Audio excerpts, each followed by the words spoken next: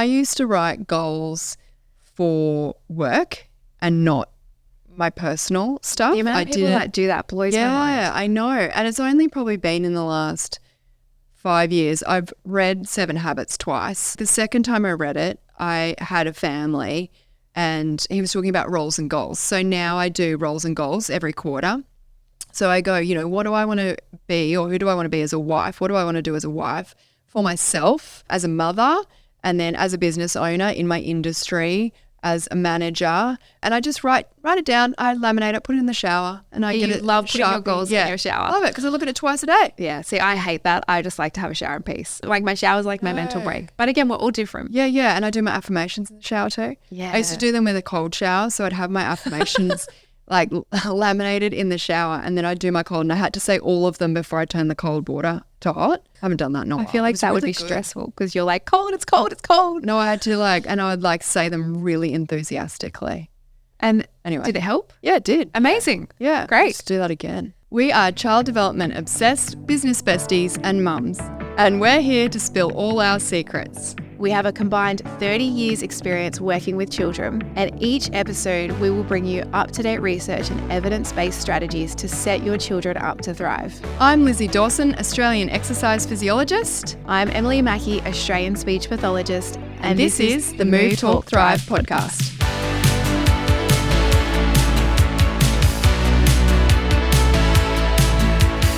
Okay, so today Emily and I are going to talk about creating your PD plan. Hot topic. Yes. Well, depends what time of the year it is, but everyone is pretty focused on their professional development. Are they though? Or do they leave it till October? Because I kind of feel sometimes if you're leaving it till October, category. don't. If you're talking about a year, that's what you're talking about. Like calendar year. Yeah. So that's what we have to do. Yeah. We're the same as species. You have to have a certain number of points. Yes. And you can do loads of different activities to get different points. Yes. But yes, you have to be doing things throughout the year to contribute to your professional development. Yes. Slam. Yes. However, in this podcast, we want to do a little spin on it. So PD for us means professional development, but it also means personal development. And having professional development and personal development are both critical to being successful in your profession. Absolutely. And you know what? I don't think I dabbled with personal. Well, I did, but not in the with the same intensity with personal development until I had a business. Oh, because I was like, right, need to work this out. Because nobody talks about it. And it's really like from the time that you're in school. Yeah. Oh, from the time you start school, it's all about academics focus, that professional focus, that professional development, which there's nothing wrong with that. But that personal development is not acknowledged or not looked at. And then by the time you get to uni, it's all about achieving academics, grades. What marks are you getting? Are you getting a pass or a HD? Yeah. Which, I went into uni going, I have worked so hard at high school. I got good grades to get into Sydney Uni to do speech pathology. Yeah. And I was like, a P is a degree. That was my motto. Yeah. That's what Pete says as well. Yeah, in uni. But, it's always that focus on the academics. Yeah. And we have learnt, and what we're going to discuss today, is it is obviously very important to have professional development. And that's what we both do with our courses and our online training. Yeah. We feel very strongly about that. But personal development it's 50-50. Yeah. And Key, isn't it? We have seen this a lot with having employees and mentoring people. Like even before I had a business, I would mentor students through placement or observations or school students as well. And personal development is just key, and it's just that foundation there to even accelerate your professional skills even more. Yeah, absolutely. Even more. Like if you can't organize your time and you can't manage your health and you can't get your mindset right and your money. Yeah, all of those things. What is personal development? You basically just said it there, but what if someone's listening and going, what are they talking about? What is personal development? Yeah. What are the big things that it's health about personally? Mindset is huge. Your self-awareness, your emotional intelligence. Yeah. Organization. Yes, which all comes back to having awareness your time, your boundaries. Yes. But when even those things, though, when we're saying boundaries, it's all coming back to personal development. How are you working on yourself in your inner person? I don't know what you would call that, your inner self. Yeah. Your it's not personality. Yeah. It is values. Yeah. But it's your strengths and your weaknesses or areas to improve. How are you working on those? So common areas of personal development would be fear of failure, procrastination, impulsivity, imposter syndrome, impulsivity, how you make decisions, self-confidence, self-talk, fear, lack, abundance mindset. If you have a lack, if you live fearing the future, or you might be having tall poppy syndrome, which is an Australian word, if you might have a fear of success. Yeah. So these are all the personal things. So much. And it's all those things that get you to the next level. It's all part of that growth, isn't it? Yes. So it's when I think you start to stumble on it, when you start to go, okay, I want to go a bit bigger. I want to look a bit beyond where I am. And I see this happening at younger and younger ages now, maybe just because there's so much out there. Maybe it's because podcasts are a thing, I'm not sure. But, there's an abundance of books to read. There's so many podcasts. It might have been called self-help back in the day. Yeah. Self-help. Yeah. Which I feel like that has a negative connotation to it, self-help. Yeah. Because it's actually not self-help. I find that I grow more when I'm with others. Yeah. If I was by myself, I wouldn't grow at all. Yeah. I'd just be happy in my own little shell. Yeah, absolutely. Others kind of force you to grow, right? Because you need to work out how. Is in community. Yeah. And there's lots of, there was an amazing podcast I listened to the other day with Paul Lencioni. He writes The Advantage. Oh, yes, I'm just about to read that. Yes, he writes about a lot about team. Yeah. And like genius zones and things like that. Yeah. And he talks about we actually grow most when we're in community and company. And he said that it's interesting that when we're in workplaces that they're called companies. Yeah. Because that is actually, when you take back the root word, that is all about company, like being with people and rubbing up against people and going, how do I grow? How do I work through this? Yeah. And I guess it's really, to make it super, super simple, is what do you do in a hard situation? Yeah. So, and it's often what you're taught or what's modeled to you. A lot of these personal development things are just how we have grown up and how we've been influenced in life and who has influenced us, and the situations have been out of our control. Yeah. But even though things have been out of your control, as you become an adult, it's how are you responding and how are you working through those things? Are they serving you or are they hindering you? Yeah. Where what do you want to do in your life? Where do you need to heal? Yes. And that's all essentially about personal development. Yeah. And I feel like for both of us, business has been that big part for us. Huge. But that would probably be common with most business owners because we have a large capacity because of what we've done. Yeah. But for everyone, it's different. Yeah. Well, and I think, you know what? Having a business, and I guess it's just going out of that comfort zone, but it exposes all of those. When you're a leader, everyone things. then looks at you, and everything that you have that is not great is seen. Yeah, it's all exposed. You're like leading people. Yeah, all your wounds are on display, whether they really are or not. But I know it definitely feels that way, and that's what drives us to, heal or explore or grow. Well, you have to, otherwise you would shut down. Yeah. And you would stop doing what you're doing. That's right. And your capacity is staying at that level or reducing. Yeah.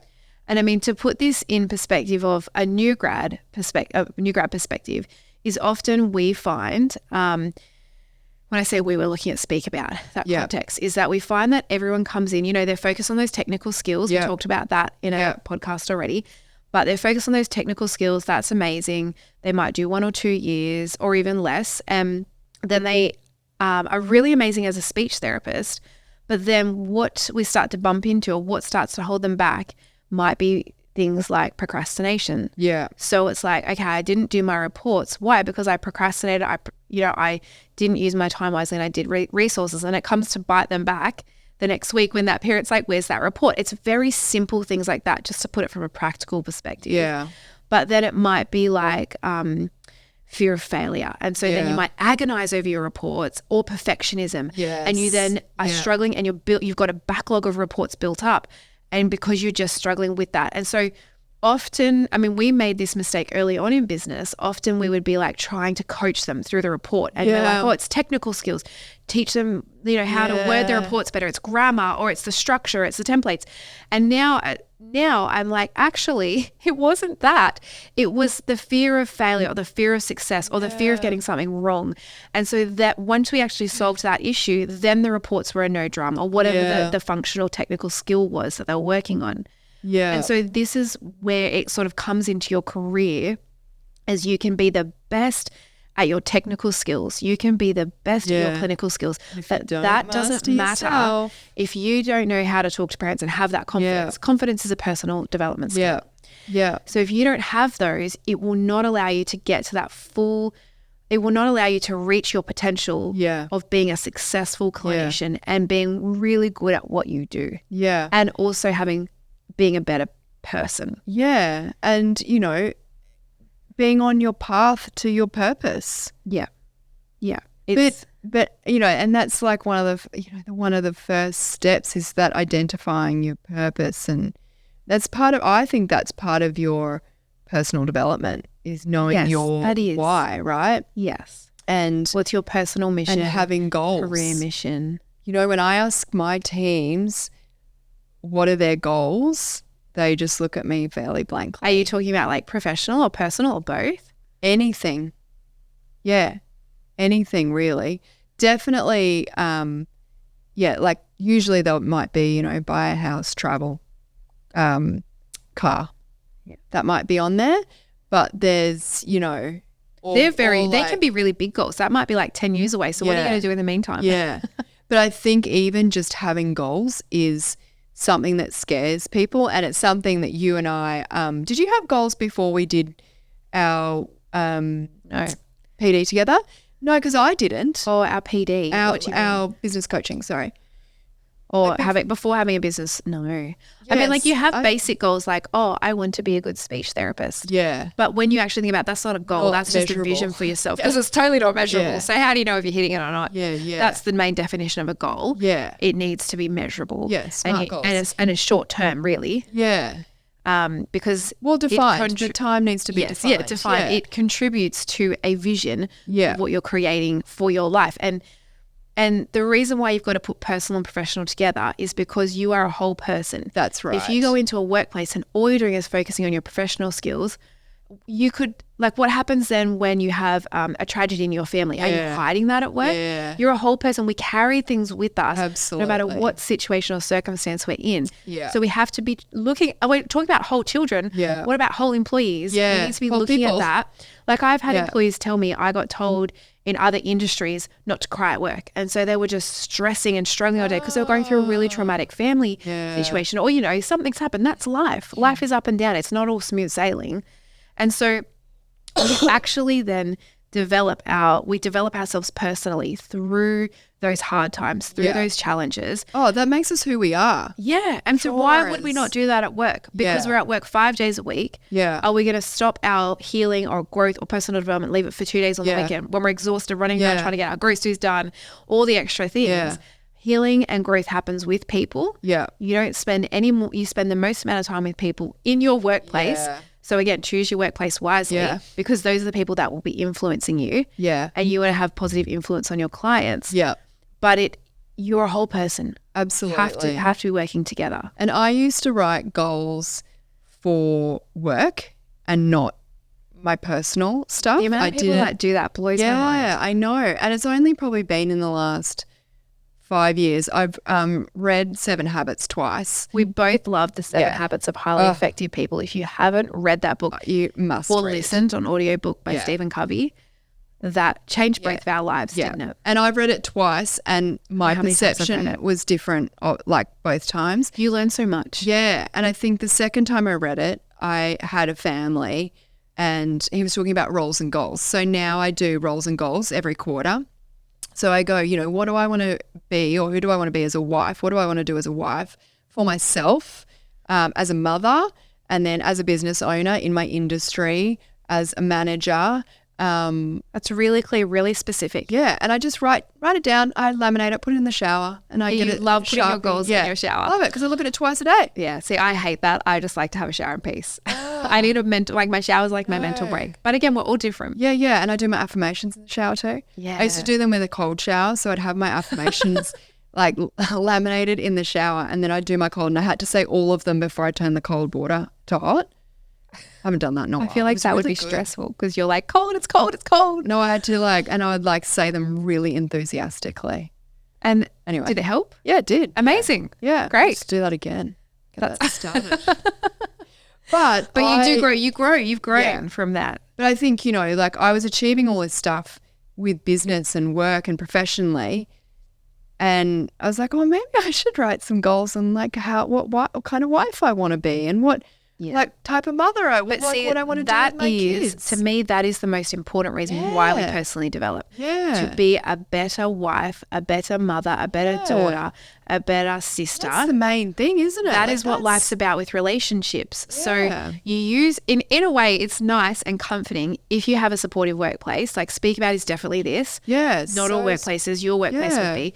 But where you actually make your mistakes with people and you grow personally to then not make those mistakes with relationships outside, which are really important to you, and you don't want to, you need to have a safe space and a safe relationship with someone to make mistakes with them. Yeah. Often outside of work, that can be really hard sometimes with people that you find, they wouldn't be open to hearing that or having that type of conversation. Yeah. If you're in a workplace and that's created for you, which is what we've created at Speak About, then you can make those mistakes. Where you have the conversations about more than just the clients. It goes beyond that and you connect on different ways.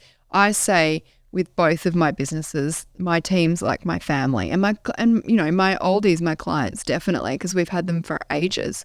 So it's my extended family that, and that's where you grow and that's how you want to be better for people. Because how can we be expected to help people and move on our mission if we're not moving, within ourselves and mastering within ourselves? 100%. And a good book, if you're trying to think about where to start with your why and even your personal mission, career mission, or even why do you do professional development? Yeah. Why do you do personal development? A really good resource or a book we found was Simon Sinek's.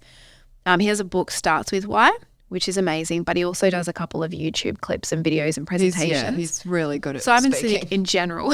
He's amazing. Is amazing, but Starts With Why would be a really good resource to have a look at. And Find Your Why? Yeah, is it Find Your Why? Yeah, it's the follow-up from that, which is good. And it's got quite a lot of not group but partner work in it. So you ask the other person what they think your strengths are. And that's a really good exercise. If you haven't done that, do that in your team. Yeah. Ask your boss if you can do that. We do that. Yeah. Do you do Strengths Finder? We do Clifton Disc Profile. We've done Clifton Strengths. Yeah, I thought that was really and we good. do Modes of Genius with Patrick Lenchoney. And you did the love languages in...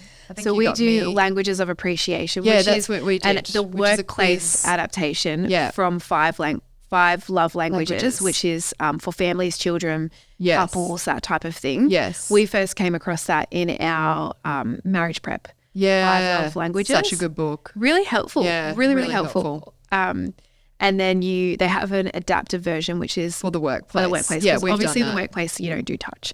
So no. So that's why it's adapted. Yeah.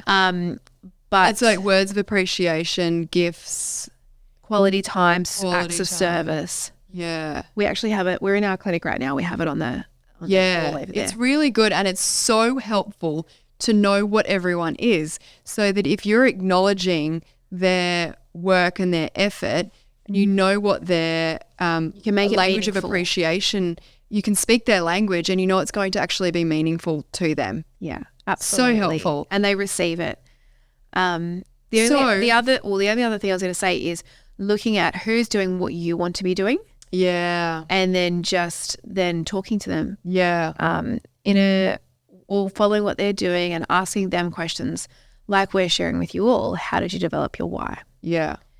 And then so what what do we suggest people do in terms of setting up their PD, both personally and professionally?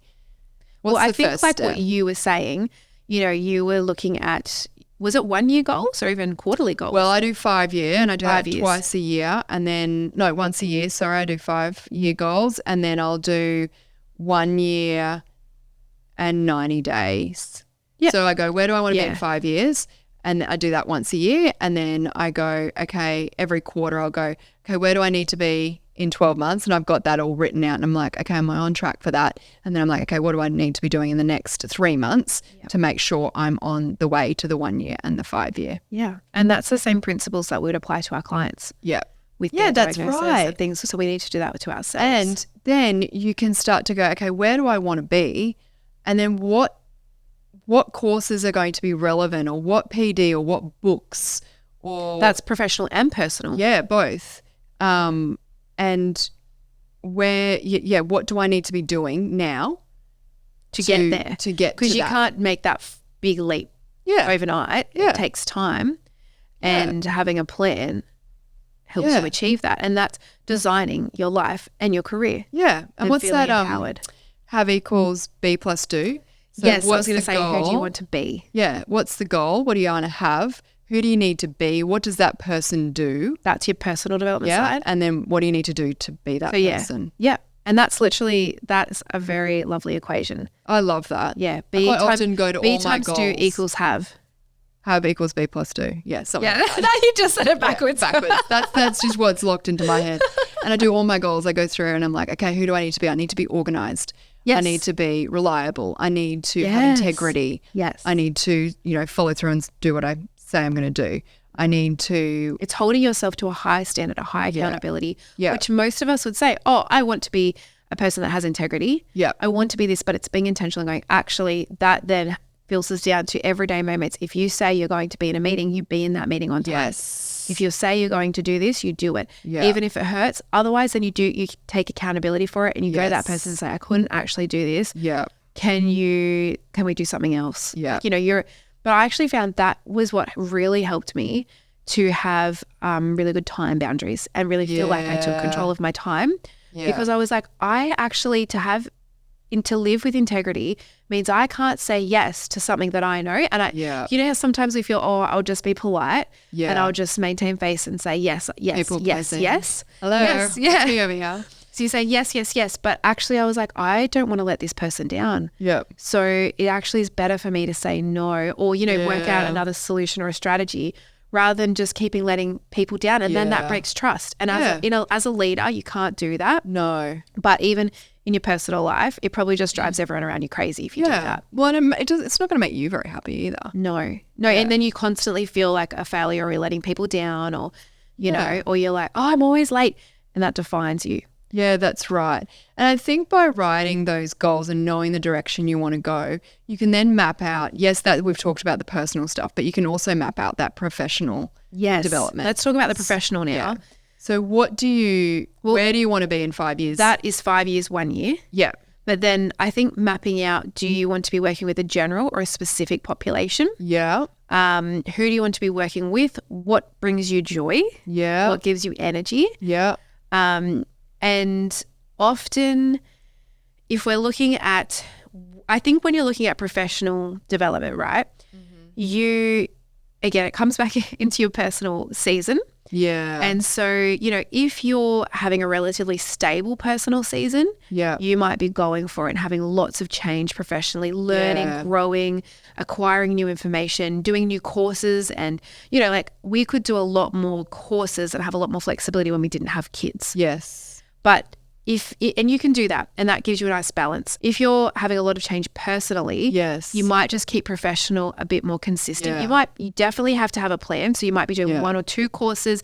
They might be within work hours. You might be saying no to courses in America. Yeah. If you're trying to do time difference, or if you're trying to specialize, you might say, okay, I need to go at a slower pace with that professional development. Yeah. Or I need to just more be focusing on general population. Yeah. And not, it might be okay for that year Yeah. to just be, doing basic professional development in general populations, because you might be getting married and buying a house and having kids. I was going to say that. And I think you need to look at the time investment. So how long does the course actually take you in terms of getting through the course material, but maybe implementing it. So that's implementation is key. Yeah, and it's a huge time investment post-course. And this is what I do with books as well. I read a book and then I try to implement what I've read from the book. You have to do it that way. Otherwise, it's all just knowledge and it goes in one out, in one ear and out the other. Nothing actually changes. So I think that time investment for one, the course, but also then actually properly implementing it and then having that discussion with whoever you're working with or if you're working on your own or in your own business, being aware of that and it's not just the scheduling course. It's the pre and the post on the course and making sure you put enough time on that. Yeah. So time budget and then obviously financial budget. So is this going to bring in, extra clients? Is this, a different avenue of business? Is this aligned to those goals? Is that where, is that what the goals were that you had looked at, and is it kind of all aligned? So I think knowing where you're going and then working back with time investment, budget and financial investment. And even like in a team context to that, we get all of our employees together and we say like, what are our clinical focuses? Yeah. How is the PD that you're going to do? So it is about your personal gain, right? Yeah. But it's also what can you bring to the team to improve everyone else's skills. Yeah. And I mean, this is what we do at our workplace. So how does that benefit the other speechie next to you? Yeah. If it doesn't, we have to then look at that, either intentionally know that we're making that decision. Yes. Or we maybe then go, okay, we're not going to do that PD because we can't. Our vision is that we have to help all of our children in our clinic, not just the one child. Yeah. And so if that PD is only going to help one child, if it's like a fancy voice therapy, we only have one child, we would probably be like, maybe we need to outsource or refer that child on. Yeah. If we can't make it go among lots of children and have that impact. So I guess that's something in a team context, and also sharing the knowledge that you receive on the professional development course is not just for you. Yeah. If you're working in a team, it is for your employees, teammates. That's as right. well. And then you can implement together. And you know that you always learn when you share, when you teach others. So I think there's a really powerful piece in the bringing it back to your team and sharing it and teaching the others. As soon as you know you have to teach something, you go, oh, I need to listen more. I need to focus more because I've got to tell it back to someone. Yeah, that's right. It makes you learn it and better. It's locked and loaded. That's huge. So that's not necessarily just a business owner making you, accountable and bringing it back to the team. It's about a business owner fostering that learning into lifelong learning and skills. Exactly. And that's the thing as well. I think when we're looking at courses and budgets, right, most courses you do once and you don't do again. Yeah. So they are a really lifelong opportunity. And I say this with the PLA, like if you actually follow the process that I have and you complete the student worksheets, that becomes your workbook to then use every time you're in the situation of language therapy. You don't need to come back to this PD. You don't need to come back to me, because you've got it all there. And so when we're looking at budgets, that's why some PDs are more money, because that's what they're factoring in is the lifelong learning. And so we're trying to pack as much as we can into our PD courses to give you that opportunity for lifelong learning. So creating the additional resources or modalities to learn, whether like I have transcripts in my course, people can print them and they create a booklet. Yeah, that's from right. that. And so because as a course creator, you want people to complete that course. You want people to implement what you're doing. Absolutely. It's not just there it's not there to go in one ear and out the other and actually to have no impact. That's why we created our courses and other people create their courses to have the functional impact, because we know it works. Yeah. What we're teaching. And so maybe when people are looking at courses, they should take into consideration the platform it's on. Is it online? Is it in face-to-face? Do they learn in that way? And what modality works best for you as a learner? Yeah. So if for my courses, and I think yours as well, we've got like a PDF and we've got a video version. So you can either listen to it or you can read it. Just looking at those options, what mentoring is available, We've both got mentoring options in our courses. So getting those, opportunities to get, strategize real life situations and ask questions, I think is really good. And then what resources are there as well? And I have resources in mind to just print and use in therapy, to print and give to parents. Yeah, absolutely. So it's making you efficient as a therapist as well. And so looking at what's included that's going to give you that ability to call on the course for years to come. And that's where I see the value. Absolutely. And being able to determine the value. Yeah. Yeah. And I think we're talking about like in a 12-month period, right? So it's good to look at your PD in advance. So say we're talking about a calendar year. Yeah. If we're coming to 2024, for example, in October or September in 2023, you should be mapping out and starting to talk with your team, look for yourself, talk to your employer about what PD courses are on to offer next year. Obviously, different courses do pop up that you can't factor in. Yeah. But do your research. Look at Speech Pathology Australia. Yeah. Look at SR, your OT and physio websites, professionals like ourselves. Yeah. There is a lot of scope there. A lot of people are teaching. Yeah. And do your research and go, what is going to be the best thing for me moving forward for that 5-year plan or that 1-year plan? How does it factor in with my life? How can I make sure I have enough time to implement? Yeah. How can I make sure that I have enough time to share with the team? Or, sometimes it's create resources in your workplace to then use that method, that therapy method or whatever it is. And then having that plan, go to your employer and propose a plan. I would love that. Yeah. And it's then going, how do I present this PD opportunity to your employer?